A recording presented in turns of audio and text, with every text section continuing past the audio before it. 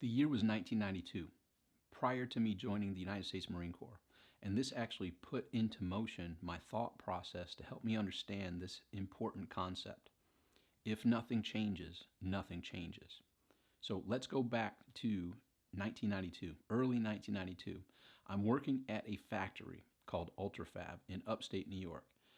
And I'm rising through the ranks. I'm gaining the manager's notice. I'm continually growing and doing the best that I can, and my quality is good, my performance is good. I'm working double shifts many times, and I have aspirations to go to from being a machine operator to being someone who fixes the machines, which is kind of a raise. And I was on the path to doing that.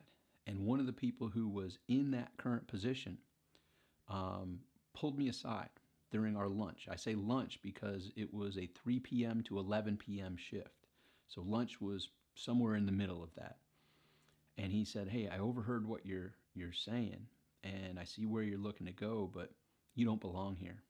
And at first, it didn't resonate with me. I was like, "What do you mean? I'm doing really good."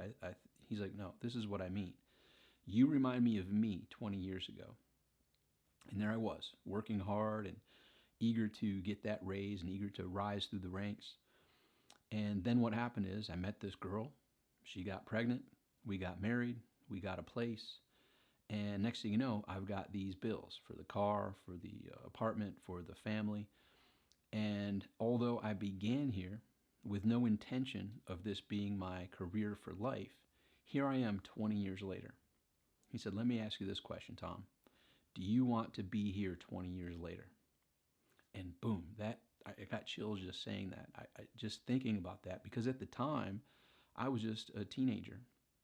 And of course I wasn't thinking 20 years out. It had never crossed my mind. But what he did was set into motion my thought process to recognize if nothing changes, nothing's going to change. So shortly after that conversation, I went and got a part-time job at the mall, Eastview Mall, there in Victor, New York. And I was working for a clothing company called Merry-Go-Round, a hip-hop clothing store. And while I was working there on the weekends and working Monday through Friday from 3 p.m. to 11 p.m. and sometimes working from 11 p.m. until 7 in the morning on a double shift, as I was doing that, one weekend, a Marine Corps recruiter came by and he asked a question. He said, "Are you happy?" And for those who've known me, I've always been an optimist and always, looked at the glass half full versus being half empty. Yet when he asked that question, versus just giving a knee-jerk response like, "Yeah, all's well," I said, "You know what? Not really." He's like, "Well, let's talk." He's like, "Do you like to travel?" I said, "I love to travel." He said, "Did you play a sport in high school?" I said, "Man, I wrestled." He's like, "How would you like to wrestle for the Marine Corps and travel the world wrestling?" I said, "Man, that sounds amazing." He's like, "Come to my office, let's talk." Took the ASVAB, got a 99 on the ASVAB, as high as you can get on that. And then they said, "Look, with your ASVAB scores, you can pretty much pick whatever MOS you want to be." I said, "I want to be air traffic controller." And he came back and he's like, "Well, air traffic controller wasn't available, but we got something similar. It's called Hawk Missile Systems Operator."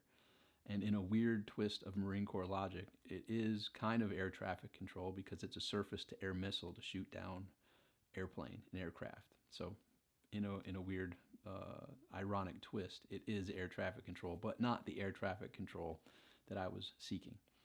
Long story short, I ended up joining the Marine Corps, and that's a whole different story. But it all began when that person told me, "You don't belong here." And versus me taking it personally, he explained it to me and said he had not envisioned being there for 20 years. So let me redirect that question to you.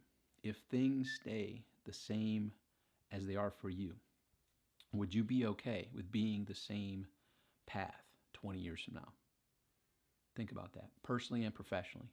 Where you're going, the trajectory that you're on, to continue that for another couple decades. Would you be happy waking up in that scenario? Or would you be like that person who passed this wisdom on to me at a young, impressionable age of 18 years old, maybe, yeah, and then shortly thereafter, 19, that changed the trajectory of my life because I never had thought in that regards. So take an assessment of your life right now. If it goes on that same path, would you be happy and okay if that was the same path you stayed on for 20 years? If not, it's time to start reconsidering what your daily habits, routines are, what your weekly habits and routines are, and start putting a plan in place to get you from where you are to where you want to go. That isn't, as you just possibly mentioned, not the same path that you're on. So if nothing changes, nothing changes. Well, it's time for a change.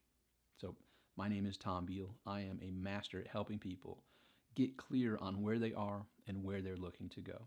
So if you are looking for some clarity on either of those 2 points in your life, simply enter your name and email on this page and you'll be brought into my world. And first and foremost, you're going to receive an email with some important information that's going to tie you in with some trainings that can help open your eyes to the possibilities of how simple it is, starting with a decision to say, you know what, I don't want to continue on this path. I'm ready to make some changes, and I'm ready for the best within me to become a reality. So I know there is greatness within you. I know that you have much more to contribute to yourself, to your friends, to your family, to this world. So enter your name and email, and I look forward to getting to know you better very shortly. Until next time, make today great.